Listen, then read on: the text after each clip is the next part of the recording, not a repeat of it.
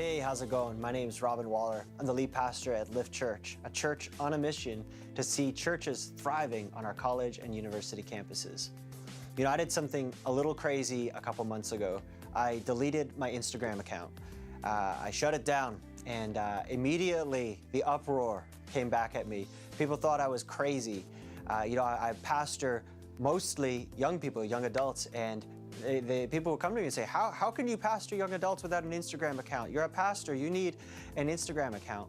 And so I started doing a little bit of digging on this, and I found this crazy stat. On average, people touch their phones more than 2,600 times a day.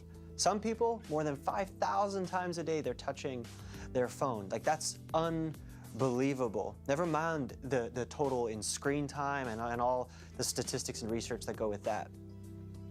However, something interesting is below the surface when we start to dig. We are unbelievably entertained, engaged, and connected as a society. But a recent study of Ontario students found that 68% of them reported as being very lonely. 65% of them overwhelmingly anxious. And an incredible and concerning 13% had said that they'd even contemplated suicide. That's an Ontario study right here in Canada. Unbelievable. It seems that for all of our connectedness, we seem to have not found fullness. And yet I open my Bible to John 15 and listen to Jesus' words. He says this, "I am the vine, you are the branches. The one who remains in me and I in him produces much fruit, because you can do nothing without me."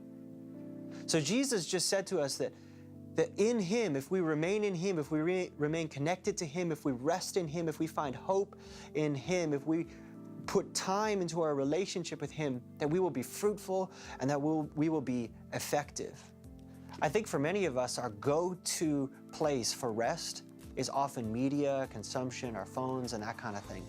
But Jesus is saying, hey, I am your rest. I am the place. If you abide in me, you'll be fruitful.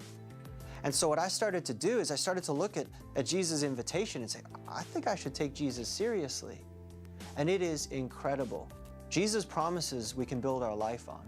And when he says, if you will be a branch, if you will remain connected to me, if you will understand that your identity is actually found in me, your hope is found in me, you will start to live a full and an effective life. So not only is the promise satisfaction in abiding in him, it's effectiveness, it's fruitfulness, it's taking our lives and seeing them multiply to more than we can do on our own.